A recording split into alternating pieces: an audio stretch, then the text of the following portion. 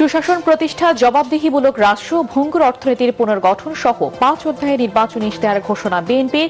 যে কোনো মূল্যে দুর্নীতির লাগাম টেনে ধরা হবে, তারেক রহমান।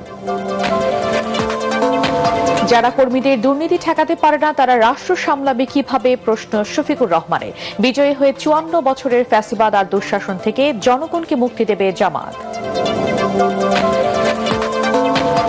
ওসমান হাদি হত্যার বিচারের দাবিতে যমুনা অভিমুখে ইনকিলাব মঞ্চের আন্দোলন, পুলিশের বাধা, সংগঠনের সদস্য সচিব জাবের সহ 30 জন আহত।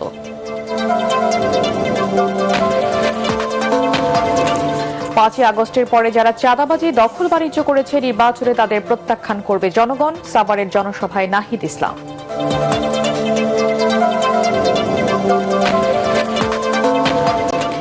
এবং ভোটের আর মাত্র 6 দিন বাকি, শেষ মুহূর্তে প্রার্থী সমর্থকদের দৌড়ঝাঁপ, প্রতিশ্রুতি দিয়ে ভোটারের মন জয়ের চেষ্টা।